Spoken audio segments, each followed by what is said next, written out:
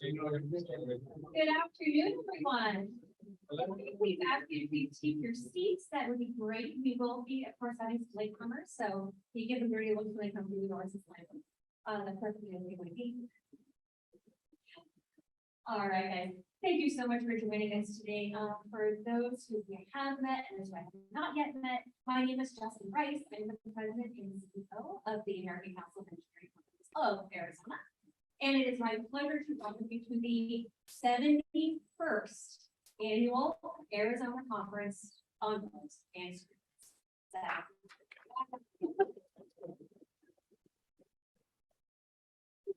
Hey, somehow we keep doing it, and it's all because of you guys. And so we thank you so much for being here again this time around. Hopefully the weather will clear up a little bit for you. Otherwise, we'll get a poncho. Other than that, we're ready for a really, really great conference once again. Tons of activities happening, starting right here on our opening session, being provided by the ACEC Research Institute. So I'm going to read you a little bit about the ACEC Research Institute, and I'm also going to be introducing our speaker today. He is joining us from Washington, D.C. His name is Joe Bates, and he'll be providing us with a ton of updates. If you guys are good about reading the newsletter, which I work very hard at every single month for you. A lot of this information you may have already heard before, but now we're going to do it for that. So without further ado, I'm going to go ahead and kick this off. And thank you again so much for being here. I appreciate it. All right, so a little background on the ACEC Research Institute and what we're going to do today. The ACEC Research Institute will share data on how engineering and design services is performing in terms of revenue and our industry's contribution to GDP, jobs, wages, and taxes, as well as look forward to a 5-year forecast. Here's what firm leaders across the country are saying about the condition of their firm's finances, the industry, and the U.S. economy, as well as the perspectives on inflation, hiring trends, salary increases, don't know about that, and more. The Institute will also share some early highlights of their soon-to-be released study on the impact of design. Now I'd like to introduce you to Mr. Joe Bates. Joe Bates is the founder and president of the Institute for Association and Nonprofit Research. He has more than 25 years of experience in the research industry and is an expert in qualitative and quantitative research design, implementation, analysis, and strategic plan consulting, as well as a professionally trained focus group moderator. Joe is a seasoned presenter and enjoys communicating research trends and statistical data to staff, members, and industry professionals in a humorous and easily understandable style, which I think we can all appreciate. He has presented research hundreds of times to audiences around the world. Joe has been a guest lecturer at several universities, including the College of William and Mary, the University of Virginia, Georgetown University, University of Texas, George Mason University, and Northern Virginia Community College. Joe has served as a media spokesperson for numerous organizations and has been interviewed or quoted by hundreds of media outlets around the world, including the NBC Nightly News, WUSA 9, CBS Film, National Public Radio, CNN, MSNBC, CNBC, the BBC, the Wall Street Journal, USA Today, the New York Times, the Washington Post, the Los Angeles Times, the Chicago Tribune, and Forbes. So obviously this guy is a little bit of a smart man. So anyway, without further ado, once again, it is my pleasure to introduce to you Mr. Joe Bates and his presentation today on the state of the engineering economy. Thank you for welcoming me. Thank you, Justin. I'm so happy to be here with you all. I was back in 2010 to 2016, I was working as vice president at the Global Business Travel Association. And there was a lot of talk back then about whether technology would replace travel. And I think what we've discovered over the last couple of years with the pandemic is the real need to be in person and to congregate and to share stories with one another, to network, to learn from each other. And so I think that's been proven now. We were very hypothetical about it, and then we had obviously the pandemic. But it has enabled us in certain ways to have me with you all today. I know I was sort of a last minute replacement. Daphne Bryant, who is the executive director of the ACEC Research Institute, had a family emergency. So I was more than happy to step in for her. But I am coming to you live from Washington, D.C. I do like to tell some jokes from time to time, but I cannot hear your laughter if you are or are not laughing. So I may not tell as many jokes, but one that I like to tell is that I am from Washington, D.C., and I'm here to help. That usually gets a pretty good laugh. So, all right, well, let's go ahead and get started with our presentation today, the state of the engineering economy. We're going to talk about a few things today, and I'm going to pull them from a couple different sources of research that we've conducted. So the ACEC Research Institute is completely funded by donors and contributors in the industry, and I'm going to do a shout out later on to those contributors. But none of what we do would be possible without the contribution of those donors. And so we're starting to create a lot of research and generate a lot of research and publish a lot of research. So now we're able to present this information to you all and share it and pull from different sources. So the first thing I'm going to talk about today is, what does the engineering and design services industry mean to the US economy? How important is it? And then I'm going to talk more about, how is the economy doing now? And I think that's a very relevant topic today with a lot going on. So I'm going to talk a little bit about that. Then I'm going to introduce to you all, if you haven't already seen this information, the ACEC Business Sentiment Study. And that's something that's a quarterly survey that we're doing. And that's going to tell us how ACEC member firm executives are seeing the economy and what's happening within the economy, especially in the industry, engineering industry. And then we're going to look to the future for a little bit and look at the forecast, as well as some of that firm sentiment as to what might happen around the corner. And finally, we have not released this study yet. It is the Design Build State of the Practice Study. And so you're going to get the first sneak preview of these results, and no one else has seen them yet. So we will be publishing this very soon. All right, so that's what we're going to talk about today. And what does the engineering and design services industry mean to the US economy?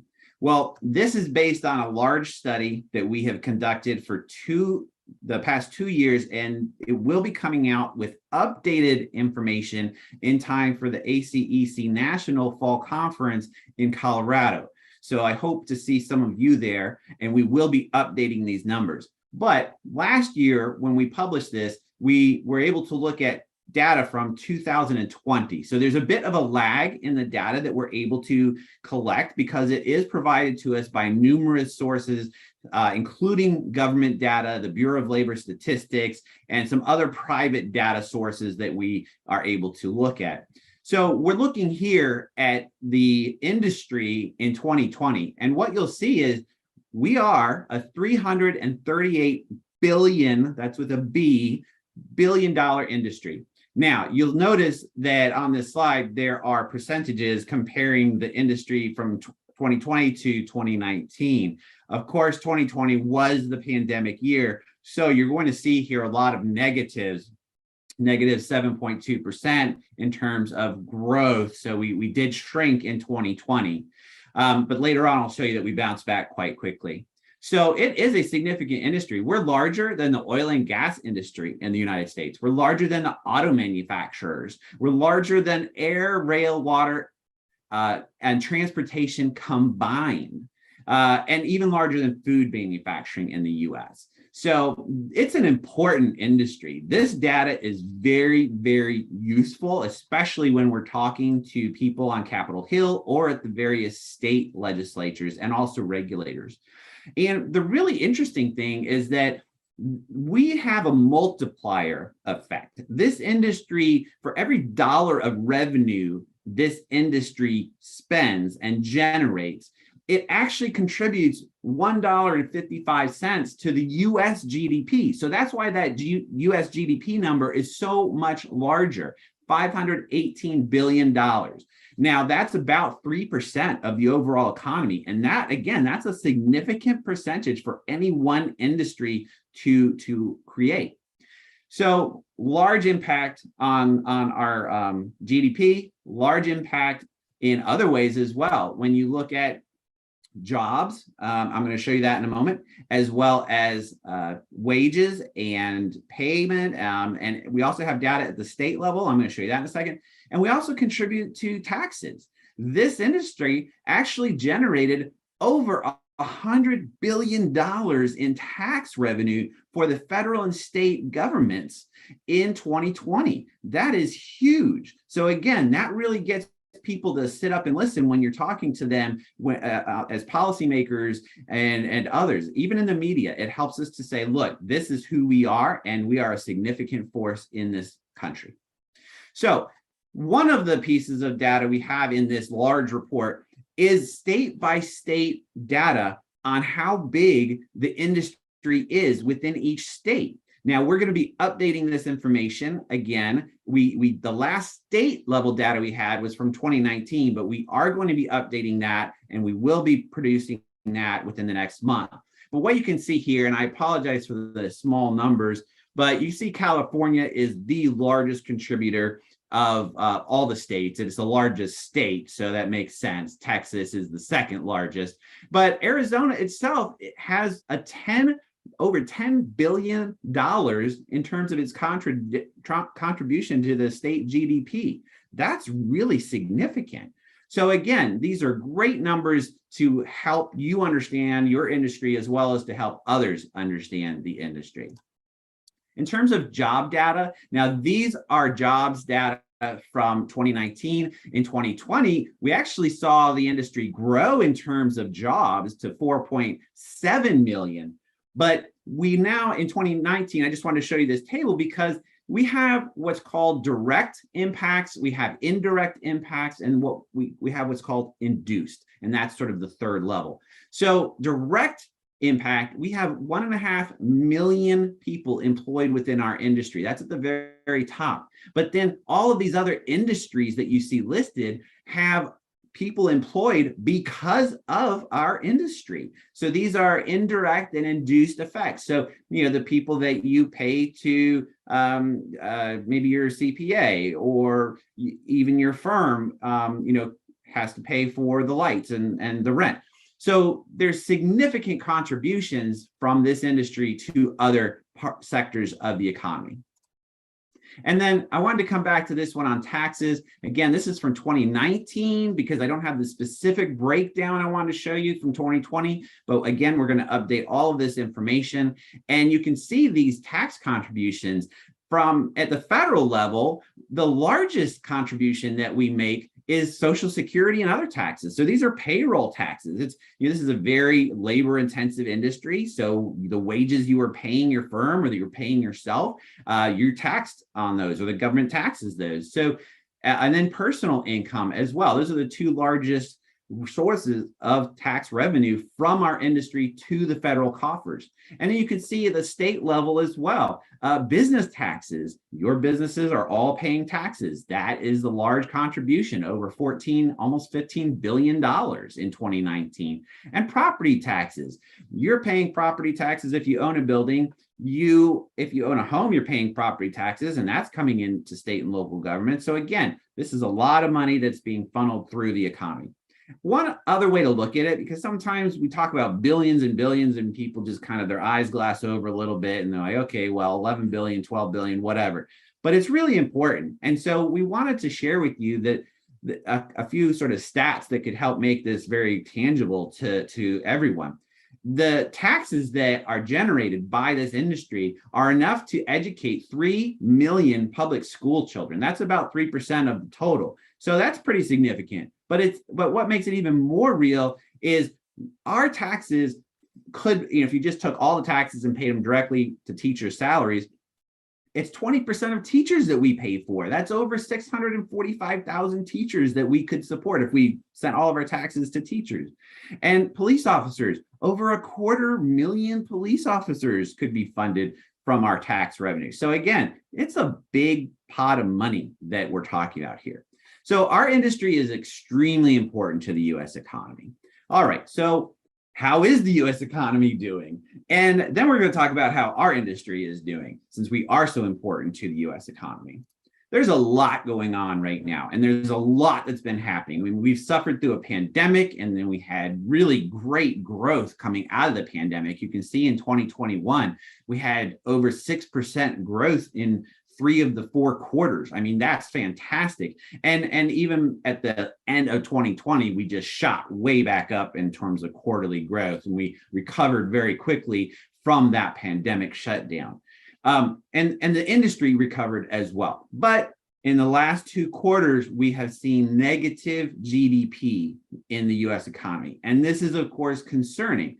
But yet, there's full employment, and I'm going to talk about the labor situation in just a minute. So there's a lot of really weird things that are going on that we haven't seen happen at the same time in a very long time, at least not in most of our lifetimes. So we are having some challenges with GDP, but it's not really that bad yet. And that's the hope, that it won't get any worse.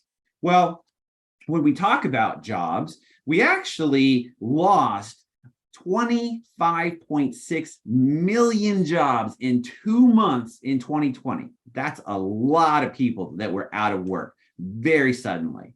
And it took until earlier this year to recover. That's what's circled there, 158.5 million jobs in the US. That is where we are right now as the US. And that was the recovery point from before the pandemic. But since then, it's been pretty stable. You're hearing about a lot of jobs being created, but there's different sources for different data. And so that's why there's a little bit of noise here. So, but nonetheless, we have a very low unemployment rate, very low, historically low levels. And that's great news. So GDP is a little bit hurting right now, not terrible. And the big question is, are we heading into a recession or not? Well, we don't have a labor recession, that's for sure. And that's usually something that happens when you have a recession. We are seeing, however, challenges in the labor force. And what I like to talk about is this labor force participation rate. This is really, really important to understand. And this will help you to understand why we have such a labor shortage right now. Because I just said, oh, we recovered all the jobs that we had from before the pandemic. But that also means we've gone about 2 years without job growth. We're just recovering from that. And what's happened is the percentage of people who could work has not yet fully recovered. So that's what this labor force participation rate is showing to you. There's this long-term trend of a decline, and that's because we had baby boomers retiring. So more older people retiring, they're able to work, but they're not in the workforce. So we have this labor force participation rate that's at 62.4% as of August. This is the last available data we have for you. And it's 1 percentage point below where we were at the start, right before the pandemic. That translates into about 1.5 million people that are still out of the labor force. And what's happened is we've had mothers who have left the labor force to take care of children during the pandemic, and they haven't all returned. We also, of course, have people because of COVID who have died. Now, they are not in the labor force because they have passed away, but that's another reason why we have a tight labor market.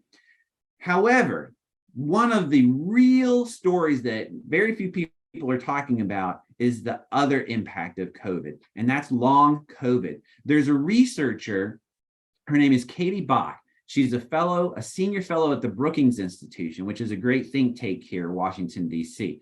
And she has estimated that at least 4 million full-time equivalent positions are not there, or people are not in the labor force. They're not able to work because of long COVID.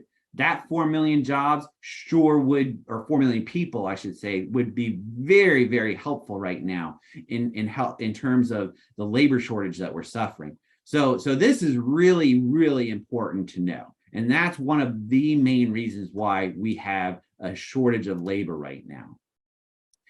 And the other part of the story is inflation. So everybody's worried about hiring, and I have more data on that in a few minutes, and everybody's worried about what's going to happen with inflation. Well, as you know, the Federal Reserve has just raised the target rate last week, and they're going to continue to do so. The last 3 meetings they've had, they've raised it at 0.75 percentage points. We're up to about 3.5 percentage points now as the target rate. It's going to go over 4%, and that's going to continue to drive mortgage rates up. And this is the main way that the Federal Reserve can help to cool off the economy. The reason they're trying to cool it off, not because of GDP, but because of this severe labor shortage and because of inflation. So it's a really weird mixture of things that we just haven't seen in a long time. Well, the good news is that the last couple months, inflation has started to edge down. Now, the markets tanked a bit a couple weeks ago because it didn't come down as much as was expected. So we did hit a high of about 9.1% in June. And in July, it came down to 8.5%, and in August, 8.3%. So we're going in the right direction, but we've got a long ways to go. You can see here, and I could talk about this for a long time, but you'll see on this slide that it goes all the way back to the year 2002. We haven't seen inflation this high since the early 1980s. So I was a little child back then. That tells you how long ago that was. All right, so from the sentiment study we know inflation is a concern from people in the industry. This is from the quarterly survey of firm executives within the ACEC community. And 82% are extremely concerned about the impact inflation is going to have on their firm in the coming year. And I want to point out this net rating system because this is something that helps us to compare one quarter to the next quarter to the next quarter. We take the percent of people who say they're in agreement with this statement, and in other questions, it's positivity versus negativity. But in this case, it's agree versus disagree. And so you get this net rating of plus 71. And that gives you a measurement that you can easily compare from quarter to quarter. The other issue is concern about inflation eroding the positive impacts of the IIJA. And that has become a real concern. And we're going to have a lot more information for you all with our next report coming out in October. Now, how does that inflation concern track over the last 3 quarters? Well, it's been pretty high. It was a little bit lower in the first quarter of this year. That's the first time we asked that particular question. It jumped up earlier in the second quarter, and then it started to come down a little bit in the third quarter. We've just conducted the fourth quarter of our survey this year. And we're going to be presenting that as well in October. So this is a key figure to watch as to whether firms are worried and still at an elevated manner. All right, the last slide in this section is about mortgage rates. I told you earlier that's what the Fed is aiming to do as they raise their target rates, the mortgage rates go up, and hopefully we're already seeing the housing market cool down very, very quickly. But to put this in perspective, this chart goes back to 1990. We're at 6% right now. The all-time low for mortgage rates in the modern era was in December of 2020 at 2.9%. Very low, very low. And now we're back to 6%. And that's still historically low. So even though it's going to pinch people and it's going to cause some problems, the Fed is trying to get the housing market and the interest rates back at a place where they should be in a healthy market.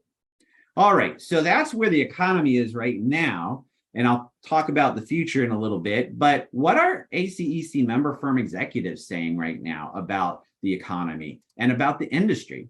Well, this comes from our sentiment study. Again, the last published data we have is from Q3 2022. It's a couple months old now. And as I said, we're coming out with Q4 in October. But you can see in terms of sentiment about the overall economy in the US, this is that net rating system. We take the positive and subtract the negative. So the best you can do is a plus 100.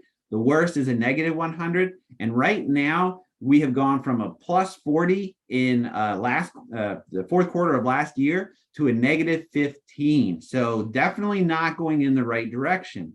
But what's very good news for you all and for the industry is that the sentiment regarding the condition of the engineering and design services industry has maintained its very, very high level. You really can't get much higher than 80 to 85 and plus 80 to 85. And then condition of firms' finances is even stronger. So this is really important data. Now, if you look at the full report, we break this information down by firm size so that you can look at your firm size and see how your peers are saying they're doing, as well as by region. So you can look at the Western region, if that's where you happen to be located in Arizona, or if you have a national firm, you can look at different regions of the US. All right, so good news here. Well, why is that? Well, it's pretty much because when you look at the sector performance, we ask questions about how are these various sectors performing right now. It's really about roads and bridges. It's about transit. It's about water and wastewater. It's about airports. It's transportation infrastructure. And this is very much a direct result of the IIJA. So you can see these blue circles are the 4 highest sectors, but all of them are very positive right now. Plus 50, plus 43. I mean, these are very, very good numbers. So overall, and within various sectors, we're still seeing very, very healthy sentiment right now. That indicates firms are doing well and the economy within our industry is doing well. We also see that firm backlog is increasing. When we did the pandemic research, we had a monthly survey right after the pandemic. This backlog number was 6. The median was 6 months of backlog. It fell precipitously very quickly. We're up to 12 now, and it's hard to move the median when you're talking about statistics. So, of course, smaller firms have smaller backlogs, larger firms have bigger backlogs, and again, we have that detail in the full report. But again, very healthy sign here. So and there's a lot of bars on this chart, but just look at that top one. This is about hiring. We have 9 out of 10 firms say they have open positions right now. 9 out of 10 firms. That's crazy. I've never seen data like this before. So, and it's really even harder if you're a large firm. You can see here, firms with more than 500 FTE, they have a median of 100 openings at their firm. So what you're feeling in your firm, it's hard to find talent right now. It's hard to find talent. Everybody is saying that. We asked about wages in this survey a couple quarters ago, and we found out that the average new hire salary is 10% higher this year than it was last year. And for existing people in your firm, the average salary is going up 6 or 7% this year compared to last year. That's really, really hard. So you're having a lot of pressure. We actually need the economy to cool down a little bit. And here we asked a question about, are you hiring people because you are trying to grow your business, or are you hiring people because you're replacing those who've left? You've all heard about the Great Resignation. Well, both. It's both. We're in a workforce double whammy is what I like to call it. And if you look at the data and you dig a little deeper, and one question I get is, how many firms are having to do both? Trying to grow and having to replace? 50%, almost 50% of firms in our survey said they are being hit by both. So this truly is a workforce double whammy. And we've even seen firms turning down work. This is crazy to me. 52% of firms say because they don't have enough workers, they're turning down work. Now, in this quarter, we just asked a new question about this issue. And so we have more information on that. And it's about whether you're being more selective with the work you're getting. Are you turning down unprofitable work? So stay tuned for that information. All right, so lots of good news in terms of the economy, in terms in this industry, and the challenge that we're having is the workforce, trying to get enough people. Well, what does the future hold? This is our forecast from last year. We created this forecast at the time that IIJA was being debated and we didn't know if it was going to pass or not pass. So we said, this is the forecast on the bottom line if the IIJA does not pass. It was still very healthy. We were going to look at 2 to 3% growth year over year, very healthy. But the IIJA has supercharged that growth. And now we're seeing from our forecast last year, growth rates potentially in the 8 to 9% year over year. So that's great. But it's also causing some challenges because the IIJA is estimated to require another 82,000 jobs within this industry on top of what we were going to need to grow. So that just adds more pressure. But it means that we have a real safety net. If the US economy does go into recession and does falter next year, the IIJA is going to help prop up a lot of firms. Now, if you're in certain industries, especially in the private market, you may get hit harder. So this is, of course, what we're watching and what will happen in the coming months. And this is what did happen with IIJA. You can see here the amount of money being put into transportation. Well, that's why sentiment is so good in those transportation areas. There's a lot of money going into there. And we also asked firms whether they're feeling the effects of IIJA. And this was about 3 months ago. And we already had a quarter of firms saying, yes, we're currently feeling the benefits. And almost everybody else said within 6 to 12 months, they expected to be feeling the benefits as well. So lots of good news here again. So, well, what's going to happen in the future? Well, I don't have a crystal ball for you, although we are coming out with our updated economics information, but we ask you, members of the ACEC community, what you think is going to happen. And will this give us an early warning sign? So we asked 12 months out. What do you think will happen to the US economy, your firm's finances, and the industry overall? Well, you can see here that the condition of the US economy 12 months from now, not looking so hot. That's what everybody's expecting. That net rating is a -40. And I'm going to show you on the next slide what we're seeing in our trends here. So this is the quarter over quarter net rating for each of these metrics. And you can see almost a year ago, fourth quarter last year, we had a +6. And we are now well, I'm not gonna spill the beans yet, but you'll see how close our prediction was when we come out with fourth quarter data in a few weeks, and it's pretty close. I'll just tell you that. So +6, not great. People a year ago were saying, I'm not sure the U.S. economy is going to be doing so hot next year, and then it's just gone down and down and down. Now, what we are seeing, and this is of more concern, is those negative, extremely negative perceptions of the US economy a year from now really has started to drag down perceptions of the industry. So where will we be next year in the industry? And it's not as positive as it currently is. So we're going to see if this holds true. Will these predictions hold true? This is a brand new survey that we've started just a year ago, and we hope it will give us, more information and a leading indicator of what's to come. All right. So this is a slide. This is an example slide of what I told you earlier that is in the full report. You can see by region how member firms are feeling, and you can see here in the West, it's actually the weakest sentiment looking a year out for the industry. This is for the industry.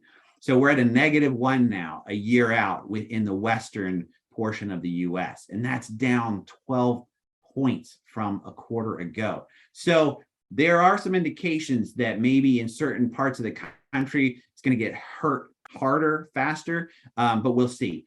And then firm size, this is really important. 80% of ACEC firms, and basically engineering firms in general, 80% have 1 to 50 full-time equivalent employees. So I always look at the smallest firms to see, I call them the canary in the coal mine. And you can see that their sentiment of the industry a year from now is only at a +1. And it's come down from a +25 just in the first quarter of this year. So it's taken those folks are kind of telling us, we're not so sure. We're really not so sure what's going to happen. But you still see positive sentiment among larger firms, but it also has fallen. So again, this is what we're waiting to see. And I'm wondering, are we going to have a self-fulfilling prophecy? Are we going to kind of talk ourselves into a recession because actually things are going quite well right now? Or will the overall US economy, because of its problems, will those continue and get worse? And will that affect the industry? So I want to move a little quickly here so that I am cognizant of time. But we see here, this is just the sectors looking a year out. And you see, again, transportation, these areas with the blue circles, and water and wastewater. So again, IIJA is really going to help these sectors. But if you are in residential land development, commercial real estate, those aren't looking so good. They're not looking as good right now, and they're definitely not looking as good a year from now, at least in terms of sentiment. And again, we think this is going to be a good indicator of what's to come. Backlog. Well, the sentiment for a year from now is still positive, but it's also going down. So everybody's getting a little bit more cautious and a little bit more hesitant about backlog next year. Hiring. This is something that we're still seeing holding up. It's showing some signs perhaps of loosening up a little bit, but boy, it's still really strong. So 65% of firms think they're going to have an increase in hiring over the next 12 months. That is down from 80% in the first quarter of this year, but still very, very high. So this, again, another metric that we're going to watch. So I expect we're still going to have pretty significant labor shortage, especially because of the IIJA. And we see, again, you can look at these areas of the West. It's, again, less positive about hiring, but still very positive. And you can look at the firm sizes as well. All right, so I'm going to very, very, very quickly just give you a preview of the design build state of the practice study that we are going to be publishing in the next week or two. And what we did here was we wanted to understand what are some of the challenges with design build, and also what makes a good design build project go well and a bad design build project go poorly. That was really interesting to look at this information, this data. So what we did was we collected firm level data on design build from over 150 ACEC member firms. And we also compiled a very large data set, over 100 design build projects, very detailed information about 100 of these projects. And then we dove into the best and the worst design build projects in these case studies to understand what makes a good project go well and what makes a bad project go bad. So I'm going to give you just a few brief slides, a little bit of this information, a huge report coming out. But market growth, we're actually seeing, firms are telling us that 84% are seeing an increase in design build volume and dollar value over the last 5 years.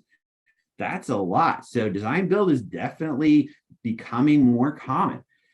However, 78% of firms said they prefer design bid build, and 65% say they prefer progressive design build over design build. So that showed us that this is coming on stronger, but there are some potential issues here.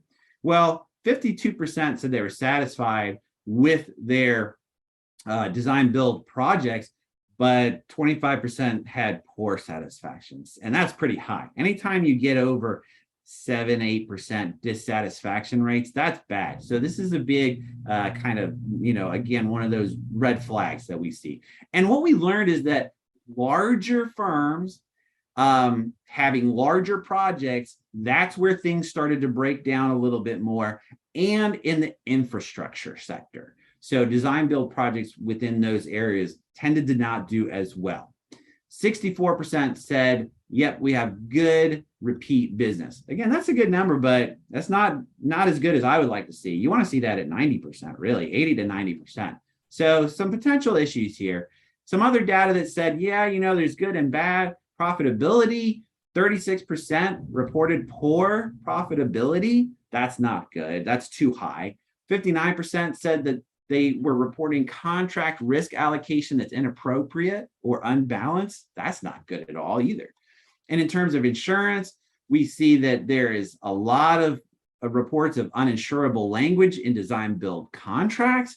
And in terms of getting insurance, it's almost impossible to get project specific professional liability policies now. We knew that, and we saw that from this data. So some issues there. In terms of harmony, project harmony, again, we saw over a third of firms said, yeah, we're seeing a lot of projects with claims, disputes, and litigation. So that's not so good either.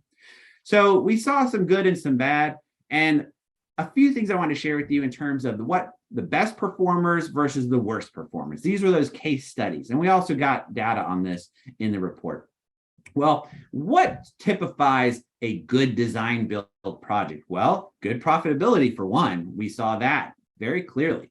And maybe one of the most important things, this came out very, very clearly to us, is that the owner's expectation and understanding of design build was very, very high.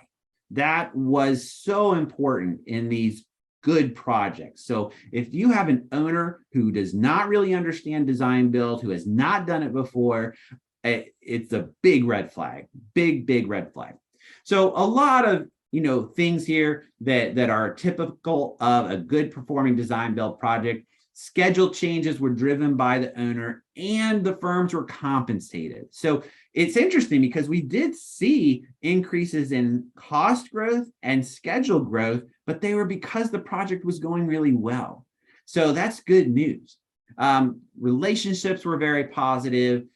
We heard reports of, yeah, we were fully insured for the project at hand. We didn't have to take out a project-specific liability policy. And just early involvement from the owner as well. Lots of meetings up front, everybody getting together around the table, understanding the requirements, good discussions back and forth. So it really came down to really good communication and trust. Those were two really important things. What happened with the bad design build projects, the ones that went bad? They weren't necessarily bad projects, but they just didn't perform as well. Well, not as good profitability.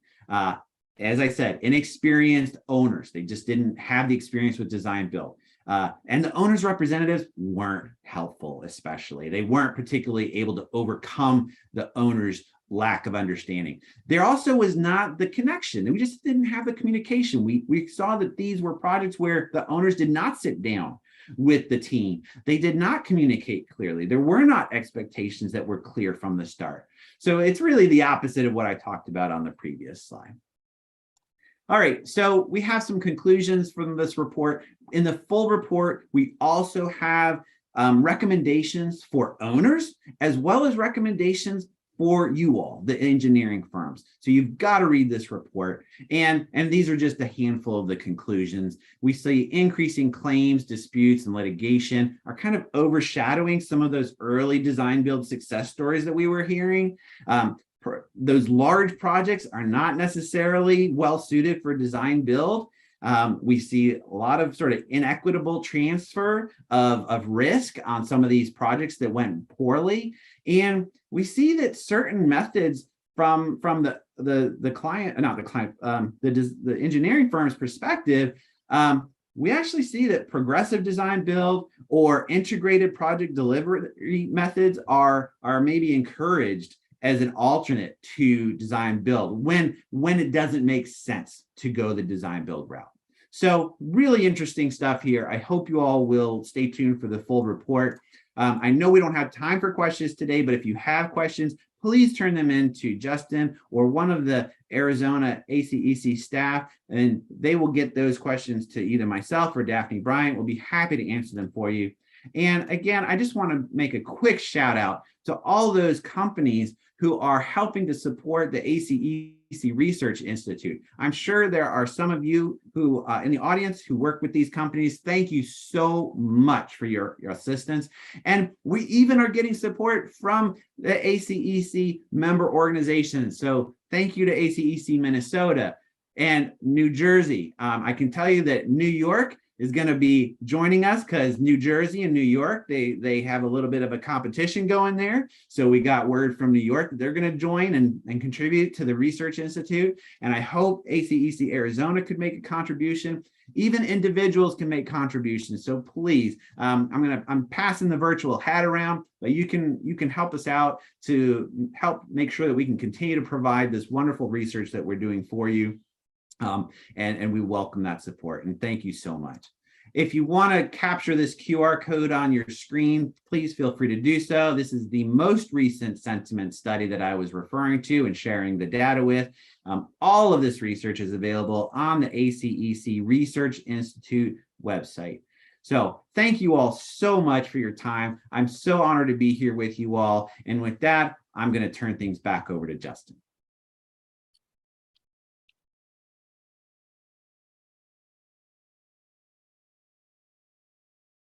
If only he could hear us. I will let him know that he received a rousing round of applause. Thank you so much for being with us today. I hope you found this information very, very interesting and informative.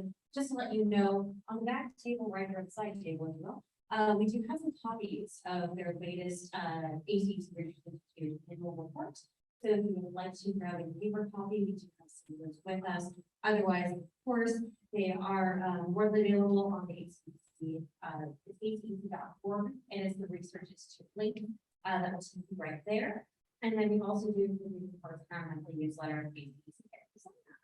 So just wanted to let you know that all those wonderful resources are available. If you do have a question for Joe or for Daphne Ryan, she's executive director of the ACEC Institute. America Burdesky and I are more than happy to collect those questions for you. If you would like to email them to me, that is fine. My email address is president@acec.org. And you'll also see us running around like superheroes all week, so feel free to just grab us and ask us questions. We're happy to do that too. So right before I let you go, I do have a couple of sessions starting tomorrow and then Friday that I would love to highlight, and I hope you guys will be a part of. Tomorrow morning at 8 a.m., we will be having a keynote speaker with us right here in this room. Her name is Risha Grant. She is amazing. And her topic tomorrow is getting rid of the BS to create an inclusive culture. I had the opportunity to take part in the Minnesota Transportation Conference. They had Risha. She's awesome, which means we absolutely had her here in Arizona. They will be joining us here tomorrow morning. Okay. Following Risha, we have from 9:30 to 11:20, also right here in Coronado. This is a session you don't want to miss. The first time we've ever done this with Arizona. We're really excited about it.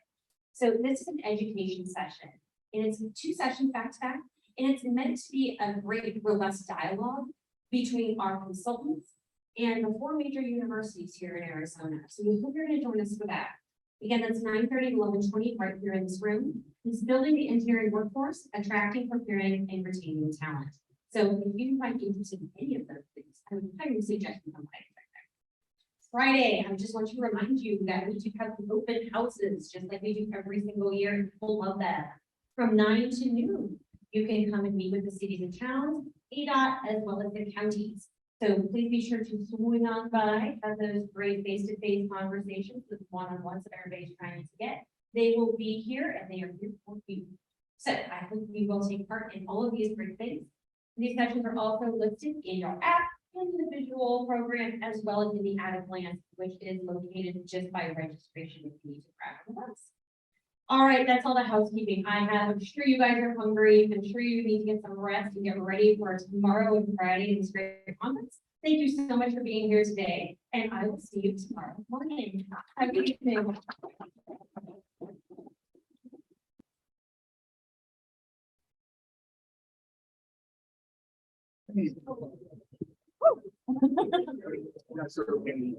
I serve with Research Institute. Mr. Williams.